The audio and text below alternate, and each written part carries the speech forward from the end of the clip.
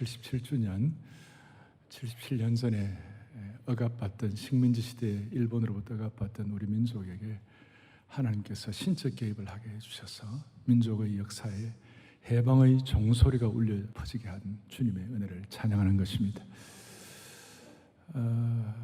저희 할아버지는 그 해방일 때 1945년 그때 47세이셨습니다. 어릴 때 제가 들은 얘기인데 40년쯤 된 교회를 뭐 영수로도 섬기시고 또 교회 관리 사찰로도 섬기시고 그렇게 하셨는데, 일본 그 식민지 시대 마지막에 미국과 전쟁을 벌이면서 소위 그 대동아 전쟁이라고 그러죠. 그 전쟁을 벌이면서 한국으로부터 많은 것들을 수탈해 갔죠. 대표적으로 이 쇠붙이들, 놋그릇 뭐 이런 거, 심지어 집안에 있는 그릇들 소위 공출을 하게 해가지고 나중에는 소나무에 있는 그 소나무 기름, 송진, 제천 우리 기도 동산 가면 송진 그 빼앗아간 그 나무의 자국들이 다 있습니다. 근데 교회 종을 다 이렇게 공출로 다 가져오라고, 그래서 저희 할아버지와 일군의 교회 식구들이 그 종을 숨겼습니다. 숨겼다가 이 해방될 때에 그 숨겨놓은 종을 다시 이렇게 찾아와 가지고 그 종을 치면서 해방되었네, 해방되었네, 삼천리반도 금수강산 하나님 주신 동산, 그럴 때 너무 기뻤다는 거예요. 여러분들은 안 기쁘십니까? 너무 기뻤다. 제가 어린 시절이었지만 그게 제가 지금도 기억해서 오늘 이렇게 말씀을 드리는 거예요. 여러분, 우리가 1945년도 이후에 출생하신 분, 왜 대부분 그런데 우리하고 해방은 무슨 관계가 있습니까? 한국교회는 이 광복주의를 왜 이렇게 열심히 지킵니까? 이것은 단순히 일본으로부터 우리가 해방받았다 그 정도 수준이 아니에요. 우리는 본래 죄와 허물과 모든 억압과 압박과 모든 고통으로부터 우리는 부자유한 존재였어요. 그런데 그래서 피해 봉으로 말미암아 우리가 해방받은 것이에요. 그러니까 이 해방의 은혜, 마치 이스라엘 백성들이 출애굽을 하면서 그 패스오버, 유월절의 은혜를 지금도 그대로 그것을 기념하고 감사하고 축하하듯이, 마치 하누카 그렇게 해가지고 이스라엘 민족의 큰 절기를 지키듯이, 하누카도 압박으로부터 해방받은 거 아니에요? 그래서 오늘 사랑의 교회와 또 한국교회가 이 광복 77주년을 지낸다는 것은 단순히 우리 광복주의를 기념한다 이렇게 생각하면 안 되고, 코로나 팬데믹의 강을 우리가 건너는 이 기간 동안에 우리에게 짐지어진 수많은 짐들과 억압들로부터 우리가 해방받는 것이에요. 그런 마음으로 오늘 이 말씀이 여러분들에게 한 분 한 분들에게 성령이 주시는 세미한 음성이 되기를 소망하는 것입니다. 오늘 말씀의 제목은 이른 비와 늦은 비의 신비인 것입니다. 이른 비와 늦은 비에 대해서 많은 분들이 이제 뭐 어느 정도 해석도 하고 알고도 있고, 옛날에 우리 한국교회 부흥사 우리 목사님들은 한국교회 성도들에게 이른 비와 늦은 비의 은혜를 물붓듯 부어 주옵소서, 뭐 그런 기도도 많이 하고 그랬는데, 이게 도대체 무슨 뜻인가? 오늘 이른 비와 늦은 비에 관해서 주보 제일 앞장에 여러분들이 그 요절처럼 해놓았죠. 23절에 오늘 본문 23절에 이렇게 나와 있습니다. 같이 또박또박 같이 보겠습니다. 시온의 자녀들아, 너희는 너희 하나님 여호와로 말미암아 기뻐하며 그가 너희를 위하여 비를 내리시되 이른 비를 너희에게 적당하게 주시리니 그 다음 이른 비와 늦은 비가 예전과 같을 것이라. 아멘. 그래서 오늘 이 이른 비와 늦은 비에 관해서 남의 얘기가 아니라 여러분 나의 스토리가 되기를 바라는 것이에요. 잘 아시다시피 이스라엘의 기후는 우리하고는 다릅니다. 반대입니다. 이스라엘은 언제 파종을 하느냐? 가을에 파종을 합니다. 가을에 파종을 해가지고 가을에 파종할 때 그 파종된 씨앗들이 잘 싹트기 위해서는, 묘목을 잘 심고 싹트기 위해서는 비가 내려야 기본적으로 파종이 되는 것입니다. 그리고 파종이 될 뿐만 아니라 나중에 그 뿌려진 씨앗들이 이제 수확이 되어야 되고 추수의 결실과 열매를 맺어야 되는데, 그 추수와 결실의 열매를 맺으려면 봄에 봄비가 내려야 합니다. 봄비가 내려야만이 수확을 할 수 있고 그렇게 추수의 열매를 맺을 수가 있는 겁니다. 그걸 일컬어서 봄비를 일컬어서 추수할 때 내리는 비, 소위 늦은 비라고 얘기하는 겁니다. 우리하고는 좀 거꾸로 되어 있어요. 만약에 봄비가 내리지 않으면 그 땅들이 쩍쩍 갈라집니다. 마치 거북이 등처럼 쩍쩍 갈라지고, 그리고 이삭들이 말라 비틀어져 가지고 뭔가를 해낼 수가 없는 것이고 결실을 맺을 수가 없었습니다. 따라서 이스라엘 백성들에게 있어서 이 봄비를 경험한 이 추수를 위한 비, 이건 너무 소중한 것이었고, 맥추절 같은 것이, 우리 교회는 지금 그걸 잘 안 지킵니다만 아직까지도 한국 교회 맥추절 지키는 교회가 많이 있잖아요. 그건 단순한 맥추절 봄 정도가 아니라 내 인생의 수확이 되게 하여 주십시오. 내 인생에 뿌려진 씨뿐만 아니라 그것이 아름다운 결실로 나타나게 하여 주십시오. 그런 뜻이 포함되어 있는 것이요. 따라서 이른 비와 늦은 비의 신비라는 것은 우리가 파종과 씨앗만 잘 뿌려져야 될 뿐만 아니라 반드시 추수의 결실이 있기를 원합니다. 내 인생의 마지막에 아름답기를 원합니다. 여기에 나이가 젊은 분도 있고 연세대 중 다 있습니다만은, 여러분과 제가 평생 기도하는 제목 중에 하나는 하나님 아버지, 우리의 인생이 피니싱 웰, 끝이 아름답게 하여 주십시오. 누구나 이거 소원하지 않겠어요? 그리고 이 끝이 아름다운 문제는 오늘 본문에 나오는 이 요엘의 이 본문과 함께, 또 요엘을 그 시대에 통치했던 요아스의 왕의 시기와 함께 다 연결해 가지고 전체적으로 제가 파악을 하겠습니다만은, 일단 먼저 우리가 생각할 것은 우리 한국 교회나 여러분들은 이른 비의 은혜를 받은 줄로 믿습니다. 우리는 이른 비의 은혜를 받았어요. 성령님을 통하여 우리가 예수님을 구세주와 주님으로 고백하고, 오늘도 그 예수 그리스도를 왕으로 모시고 그 일주일에 한 번에 있는 168시간 가운데 이 주일 예배가 최고의 영적인, 정서적인, 육신적인 클라이맥스가 되게 하여 주셔서 이 시간에 앉아서 하늘의 은혜를 사모하는 것 자체가 이른 비의 은혜를 받은 것이에요. 동시에 우리 한국 교회도 이른 비의 은혜를 받았습니다. 어떤 이른 비의 은혜를 받았습니까? 세계 교회의 다른 나라의 선교 역사에 비교해서 우리나라는 말씀의 이른 비를 받았어요. 선교사안 들어오시기 전에 말씀이 먼저 들어와 있었습니다. 얼마나 축복이 됐는지, 저희 교회 내년 1월 달에 저기 이 본당에서 전국에서 10,000명의 우리 학생들이 모여가지고, 학부형과 5,000명의 학생들과 5,000명의 학부형들이 모여가지고 전국 성경고사 대회를 하는 것이에요.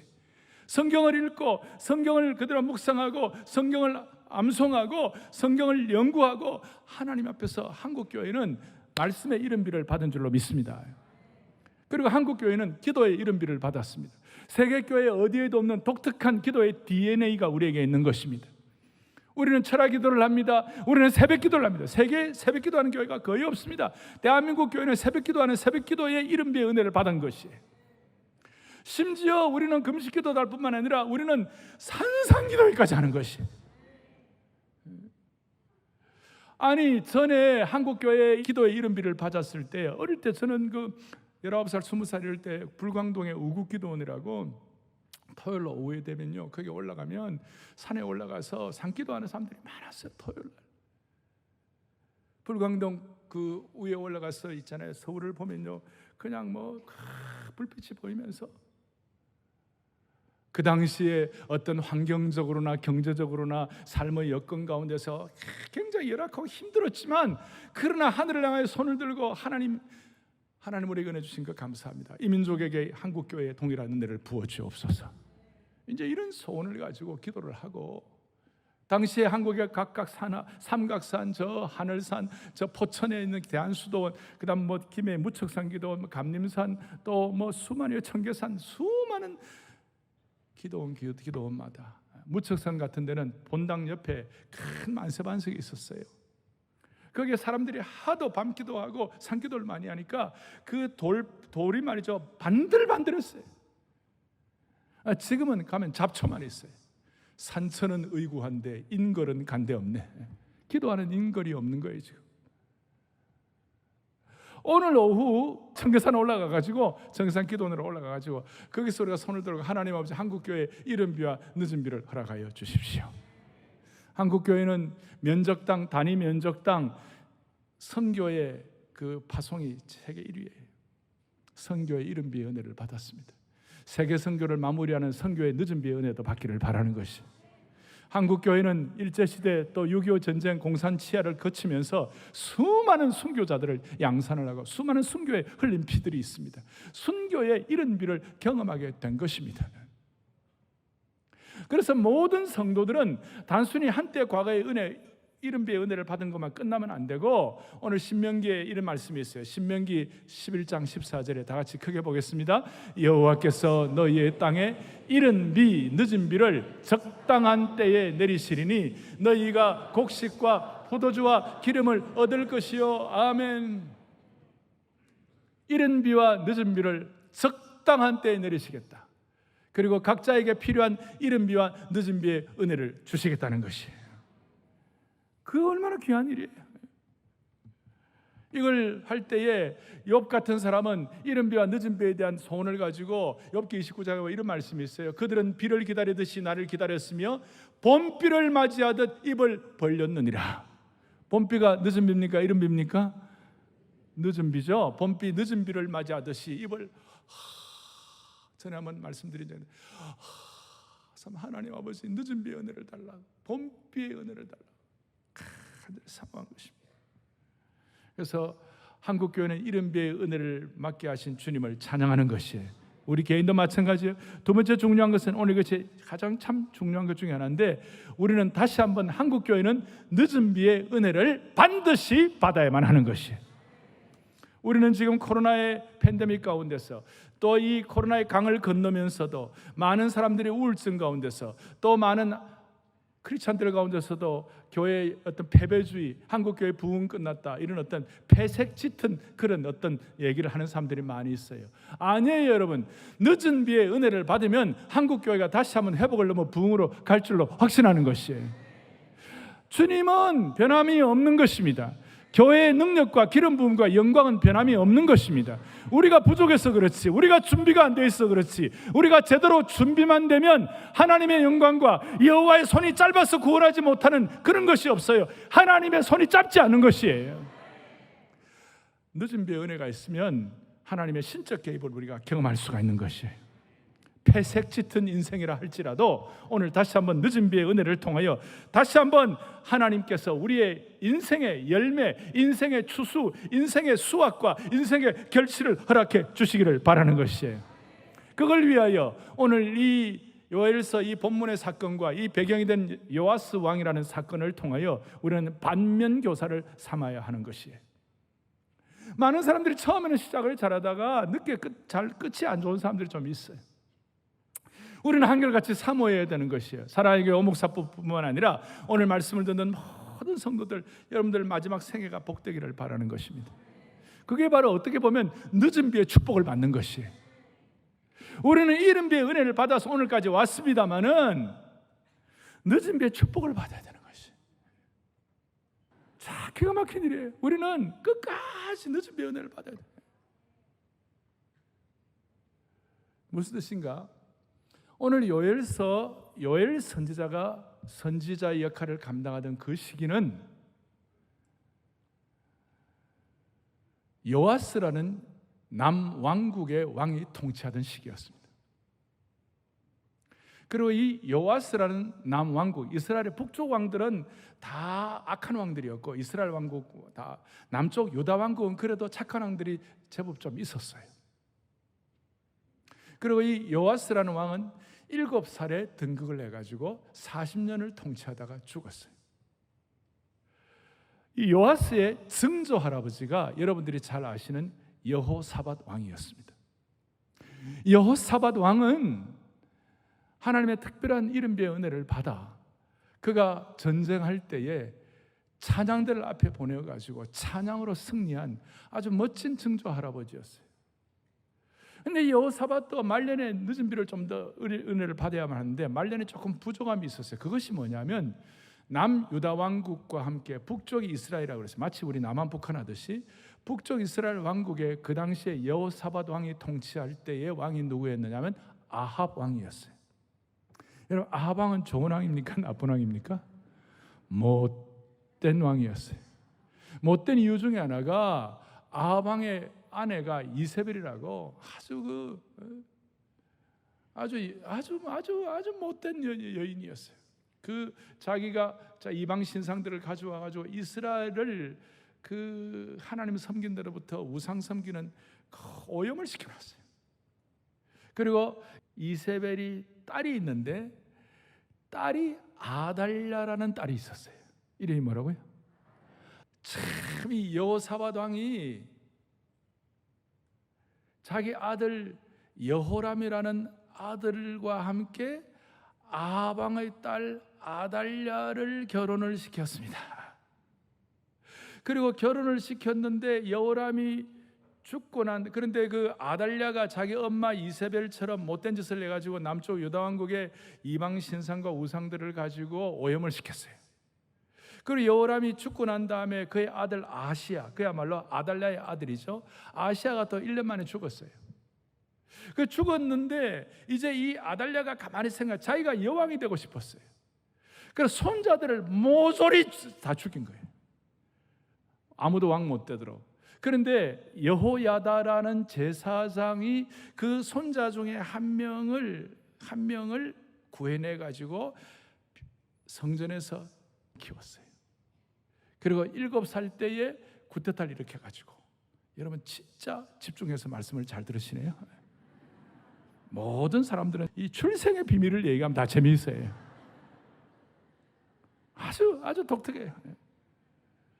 그래서 아달랴의 악행이 어느 정도였냐면, 남편이 죽고 아들이 왕이 되었는데 그 아들 아시아가 1년 만에 죽어버렸는데, 이제는 자기가 직접 왕에 오르고 싶어가지고 지금 말씀한 대로 왕의 후손이 없어야 되니까 손자들을 깡그리 죽이기 시작했어요.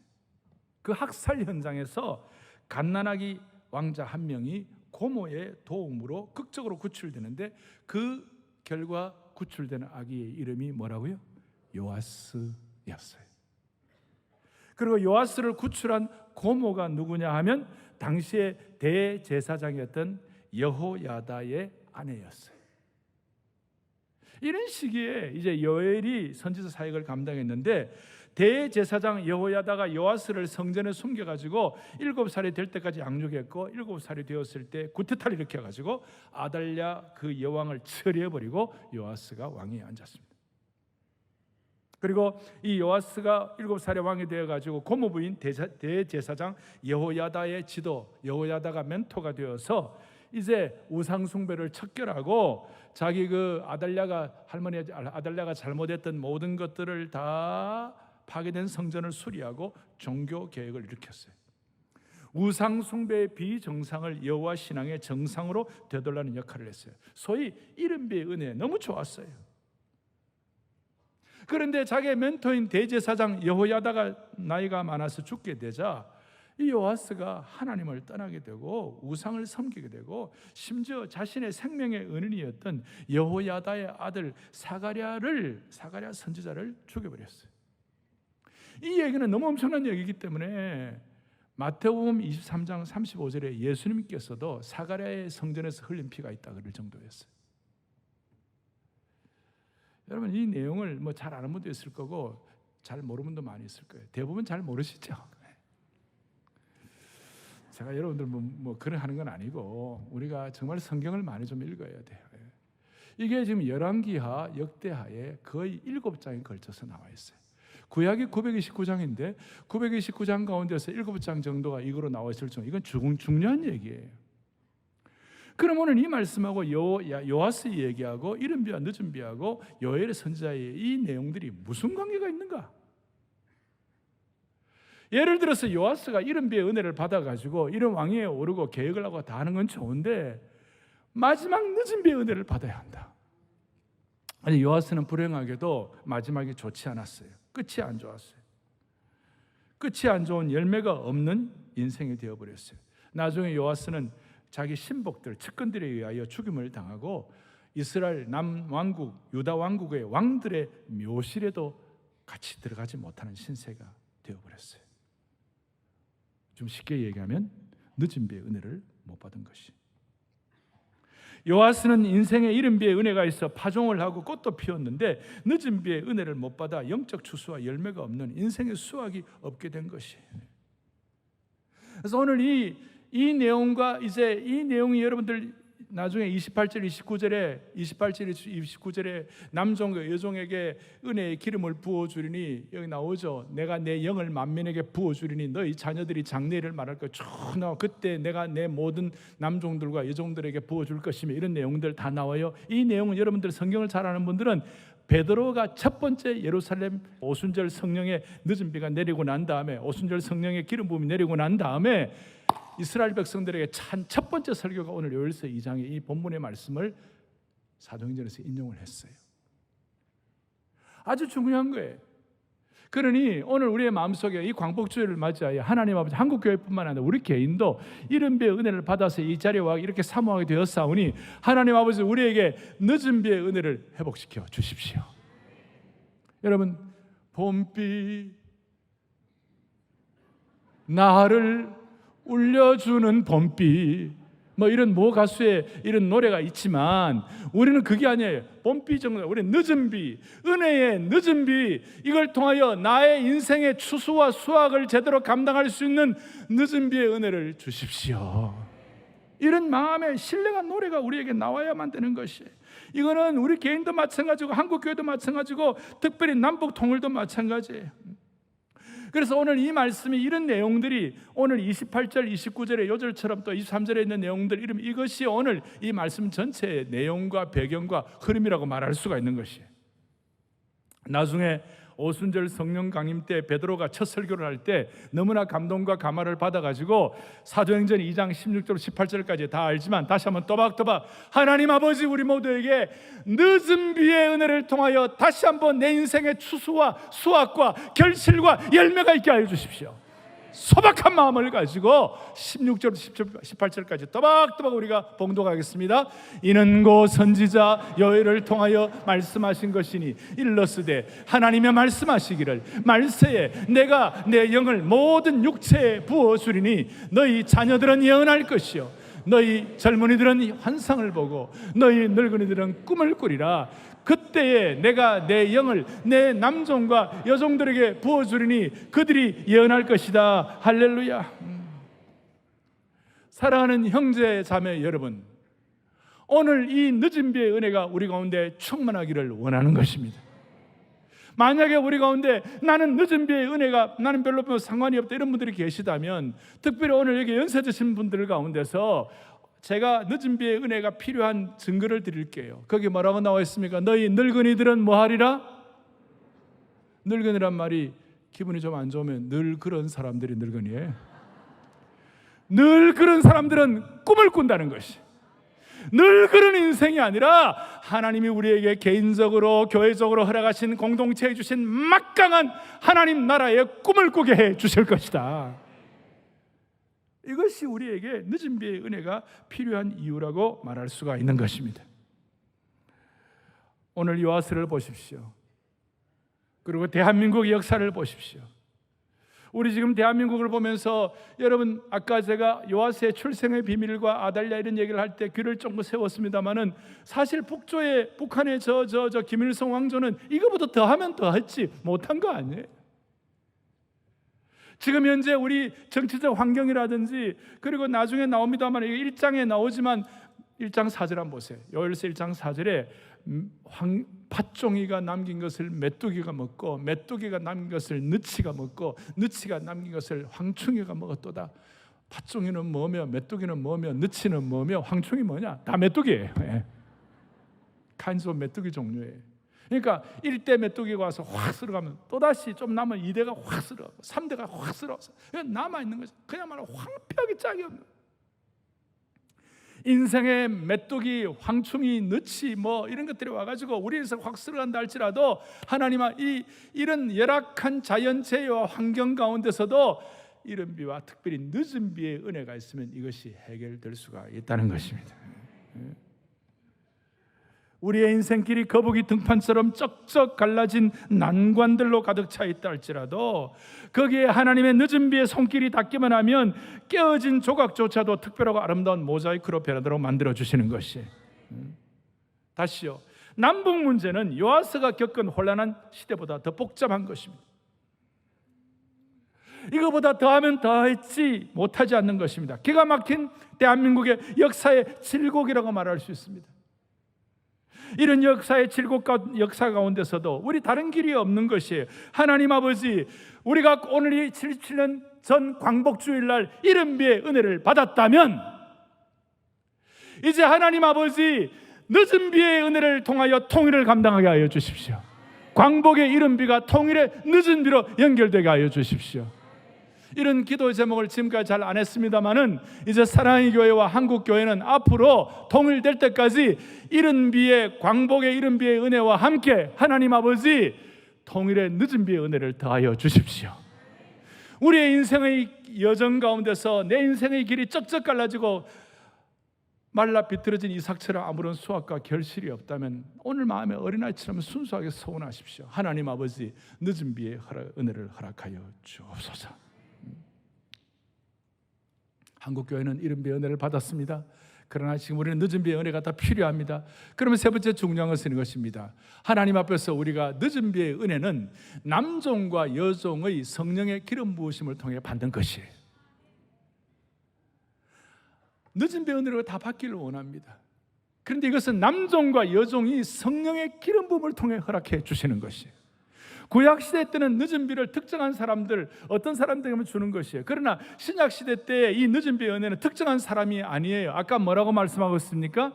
오늘 요엘서 2장에도 그렇게 나와 있고 사도행전 2장에도 나와 있는데 뭐라고 나와 있습니까? 이렇게 나와 있습니다. 요엘서 2장을 갖고 보십시다. 28절에 시작.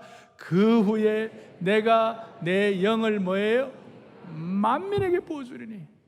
구약에는 늦은 비의 은혜를 특정한 어떤 신령한 사람들을 기름 부으면서 사람들을 했지만 신약 시대에는 내가 내 영을 누구에게? 만민에게 부어주겠다. 구약에는 늦은 비의 은혜가 특정한 사람들에게 제한되는 것이었습니다만은 신약 시대 때에 이 늦은 비의 은혜는 만민에게 부어주시는 은혜예요. 그리고 동시에 29절에 그때 내가 내 영을 또 남종과 여종에게 부어주리니. 구약에는 하나님의 이 늦은 비의 기름 부으심의 은혜가 종들에게 해진 적이 없어요. 하나님의 특별한 사람들에게 했지 종들에게 주어진 적이 없어요. 그런데 신약시대 때는 모든 사람들 빈부귀천 남녀노소를 막론하고 자격을 다 뛰어넘어서 모든 사람들에게 허락해 주시는 늦은 비의 은혜가 있는 것이에요. 그래서 늦은 비의 보편적 은혜라고 말할 수 있는 것입니다. 성령의 기름 부음의 보편적인 은사라고 말할 수가 있는 것이에요. 따라서 오늘 이 예배를 통하여 저와 여러분이 순전한 마음으로 순박한 마음으로 오늘 또 오후에 청계산에서 두 손을 들고 하나님 앞에 차마 어린아이처럼 순전한 마음으로 하나님 아버지 늦은 비의 은혜는 만민에게 주는 것인 줄로 믿습니다. 주여 그 만민 안에 이 백성과 우리 교회와 이 시대가 들어가게 하여 주십시오. 주여 늦은 비의 은혜는 남종과 여종에게 주시는 것인 줄로 믿습니다. 그러니까 남종과 여종 특별한 무슨 계층의 사람들이 아니라 사모하고 원하는 사람들에게 주시는 것이라고 말할 수 있습니다. 사랑하는 형제자매 여러분, 여호와서의 시대는 정치적으로는 잔혹했습니다. 아달랴를 비롯한 그 어려운 시대가 있었고 우상 숭배로 인하여 종교적으로는 매우 타락했던 시기였고 아까 말한 대로 매충이, 파충이, 황충이는 자연재해는 말로 다 할 수가 없었습니다. 그런데 우리 마음속에 구약시대는 특별한 신적 개입이 늦은 비의 은혜이지만 신약시대는 보편적인 늦은 비의 은혜를 통해 우리 모두에게 성령의 단비가 내리게 하여 주옵소서. 기름 부음의 은혜가 늦은 비의 은혜예요. 그래서 성령의 기름 부음이 있으면 R.T. 켄달 목사님 같은 경우 이런 얘기를 해요. 뭐라고 하느냐? 성령의 기름 부으심은 우리 속에서 하나님의 일을 쉽게 할 수 있도록 돕는 선물이 되는 것이다. 늦은 비의 은혜를 사모하여 이 늦은 비의 은혜가 성령의 단비로 우리와 연결이 될 때에 무슨 축복이 있는가?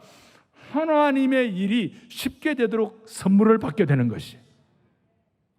늦은 비의 은혜가 있으면 어려워진 일도 쉽게 쉬워지는 것이에요. 이게 이상하게도 하나님의 일을 늦은 비의 은혜를 받으면 이상하게도 일을 하면 이 영적으로 신이 나는 거예요. 그리고 거기에 기백과 박력이 생기고 거룩한 흥이 생겨가지고 할렐루야. 우리 그 아리랑 갖고 세상 모든 족속들아 다 주님께로 나왔고 주님의 그 은혜를 찬양하자 할 때에 막 흥이 나는 거예요. 일베베 마칠 때는 두 손 들고 찬양했어요.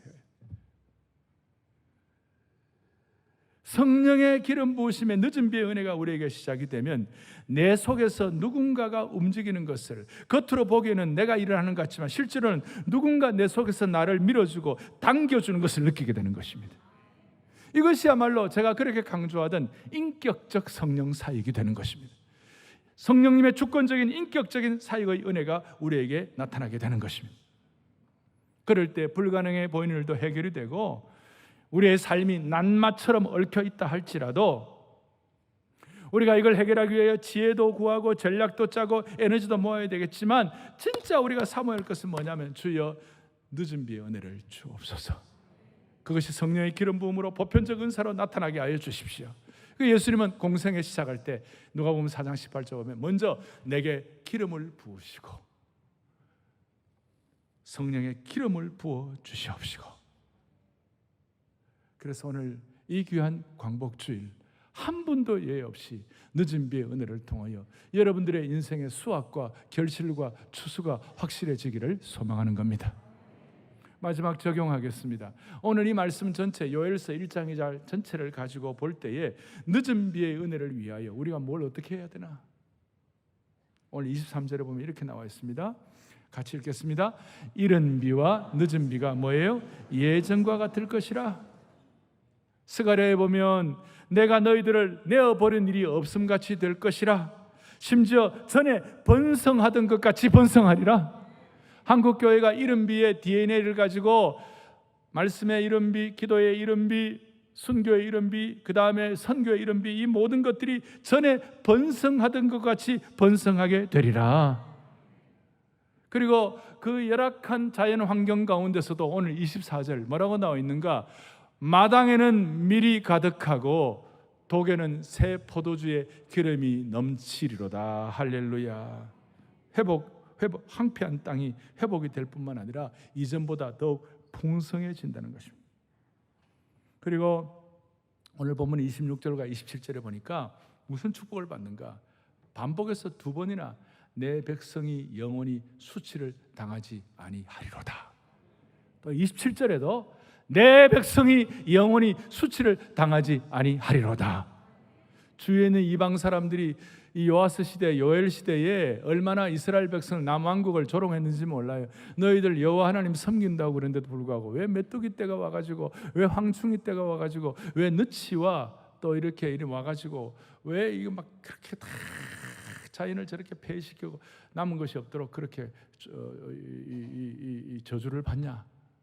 이런 식으로 조롱을 하는데 그런 수치와 어려움을 다시는 없게 해 주실지라.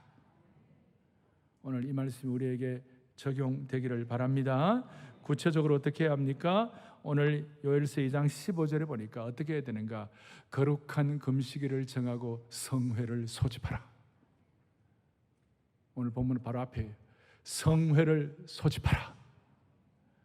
오늘 주님 허락하옵시면 여러분 마치고 집에 가셔서 운동화 신고 청계산 한번 올라가가지고 여러분 마치고 우리 한 2시간 정도 집회하고 마치고 개인적으로 한 3, 40분 기도 1시간 가질 거예요. 1시간만 그 기도의 자리에서 하늘 향해 손을 들고 간절한 마음으로 메어 달리면 하나님은 반드시 늦은 비의 은혜를 허락해 주시는 것입니다.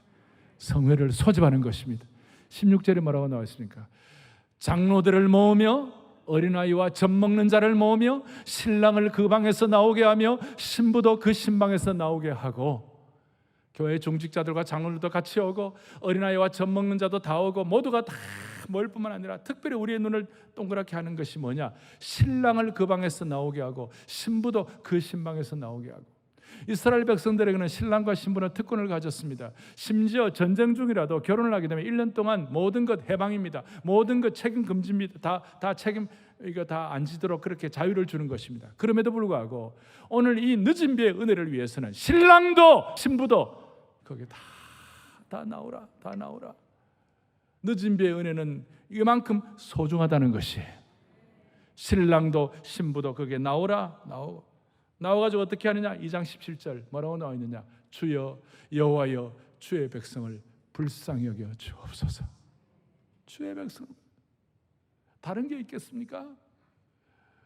우리 혼자서는 기도가 잘 안 돼요. 혼자서는 성경 잘 안 읽어져요. 혼자서는 예배가 쉽잖아요. 그런데 함께 모여서 주님 앞에 이런 늦은 비의 은혜를 공동체적으로 순전하게 사모하게 될 때에, 그리고 하나님이여 불쌍히 여겨 주옵소서, 그럴 때 여러분 가정과 교회를 불쌍히 여겨 주시리라고 믿습니다.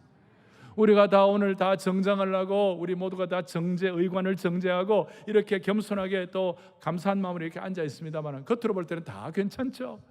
그러나 어느 집도 기도 제목 없는 집 있습니까? 어느 집의 삶의 겉을 열어보면 그 집안에 문제 없는 집이 있습니까? 다 있는 것이에요. 그러니 우리는 하나님이 불쌍히 여겨주라 아시면 우리는 살 수가 없는 것이에요. 다 나와서 성회를 소집하고 신랑과 신부도 중직자도 장로들도 다 나와가지고 주여 우리를 불쌍히 여겨 주옵소서. 그럴 때에 모든 이방 나라의 조롱거리가 되지 않도록 기도할 때 2장 18절 바로 이어서 뭐라고 나오는가? 그때 여호와께서 자기 땅을 극진히 사랑하시어 그의 백성을 불쌍히 여기실 것이라. 더도 말고 덜도 말고 그대로 이 말씀을 그대로 믿을 때 이것이 역사하는 것입니다.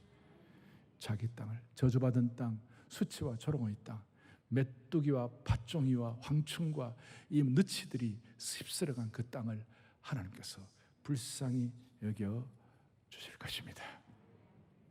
오늘 저는 시작할 때 우리의 마음에 해방의 종소리가 울리기를 원했습니다. 오늘 늦은 비의 축복을 통하여 여러분 다 회복과 치유와 평화의 종소리가 여러분의 마음속에 울리기를 바라는 것입니다. 하늘 문이 열리고 은혜의 빗줄기 이 땅 가득 내려 주십시오. 마침내 주 오셔서 늦은 비의 은혜를 허락하여 주십시오.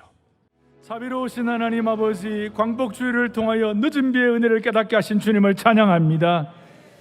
오늘 우리 주위를 살펴보면 영적 패배주의가 극성을 부리고 많은 어려움들이 있습니다만은 다시 한번 늦은 비의 은혜를 통하여 모든 것들을 압도하는 능력을 받게 하여 주시기를 원하옵나이다. 광복의 이른비를 받은 이 민족이 통일의 늦은 비의 은혜를 받게 하여 주십시오. 이 민족이 늦은 비의 은혜를 받아 세계 복음주의 교회의 쇠퇴를 막게 하여 주시옵시고 하나님의 손이 짧지 않은 것을 경험하게 하여 주옵소서. 오늘 청계산에 올라가든지 아니면 우리가 같이 유튜브를 해도 상관이 없이 모두가 다 마음을 찢고 주님 앞에 부르실 때 하나님 아버지 우리 민족을 불쌍히 여겨주셔서 하늘 문을 여시고 응답의 단비를 경험하게 하옵소서. 할렐루야 할렐루야. 우리 주 예수 그리스도 이름 받들어 간절히 기도 올리옵나이다. 아멘.